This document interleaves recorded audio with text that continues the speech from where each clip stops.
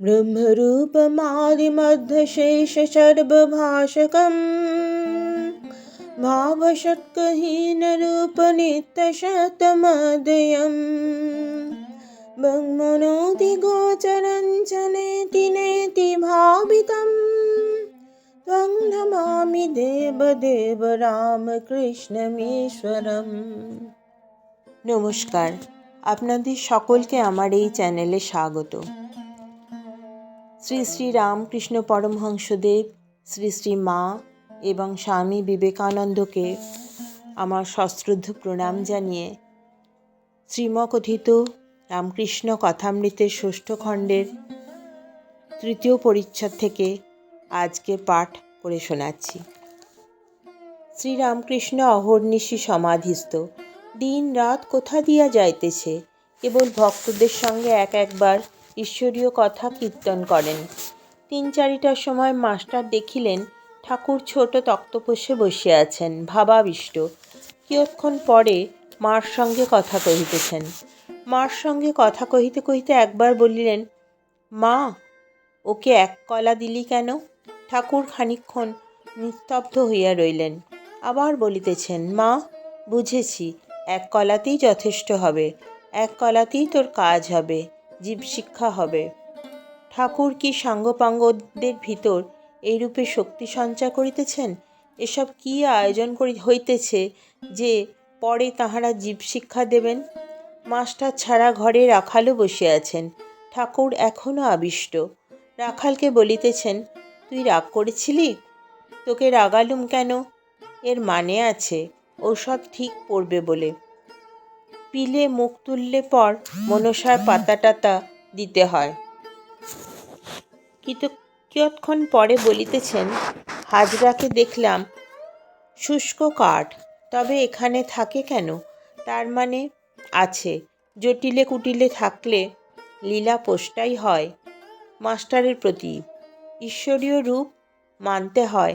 জগদ্ধাত্রী রূপের মানে জানো? যিনি জগৎকে ধারণ করে আছেন, তিনি না ধরলে, তিনি না পালন করলে জগৎ পড়ে যায়, নষ্ট হয়ে যায়। মন করিকে যে বশ করতে পারে, তারই হৃদয়ে জগদ্ধাত্রী উদয় হন।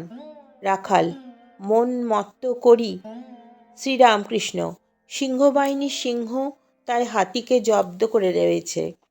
সন্ধ্যার পর ঠাকুর বাড়িতে আরতি হইতেছে। সন্ধ্যা সমাগমে ঠাকুর শ্রীরামকৃষ্ণ নিজের ঘরে ঠাকুরদের নাম করিতেছেন। ঘরে ধূনা দেওয়া হইল। ঠাকুর বদ্ধাঞ্জলি হইয়া ছোট তক্তপোষটির উপর বসে আছেন, মার চিন্তা করিতেছেন। বাহিরে চাঁদ উঠিয়াছে, জগৎ নিঃশব্দে হাসিতেছে। ঘরের ভিতরে সকলে নিঃশব্দে বসিয়া ঠাকুরের শান্ত মূর্তি দেখিতেছেন। ঠাকুর ভাবাবিষ্ট। কিয়ৎক্ষণ পরে কথা কহিলেন, এখনও ভাবাবস্থা। শ্যামারূপ, পুরুষ প্রকৃতি, যোগমায়া, শিবকালী ও রাধাকৃষ্ণ রূপের ব্যাখ্যা, উত্তম ভক্ত, বিচার পথ।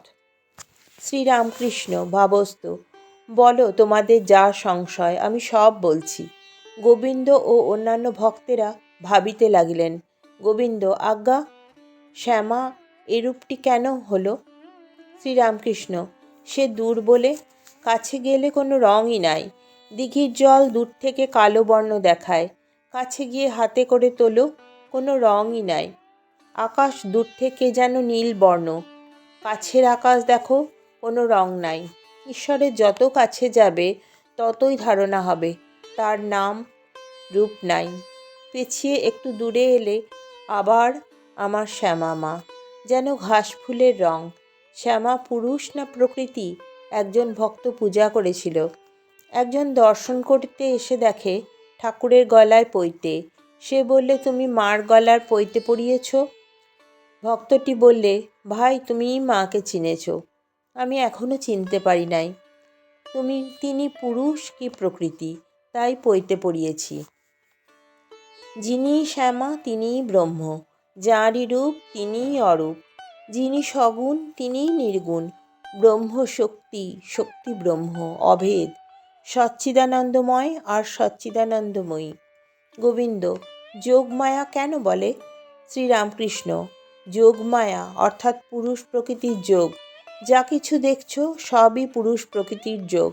শিবকালীর মূর্তি, শিবের উপর কালী দাঁড়িয়ে আছেন, শিব সব হয়ে পড়ে আছেন, কালী শিবের দিকে চেয়ে আছেন। এ সমস্তই পুরুষ প্রকৃতির যোগ।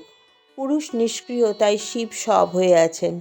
পুরুষের যোগে প্রকৃতি সমস্ত কাজ করছেন, সৃষ্টি স্থিতি প্রলয় করছেন। রাধাকৃষ্ণ যুগল মূর্তিরও মানে ওই যোগের নাম বঙ্কিম ভাব।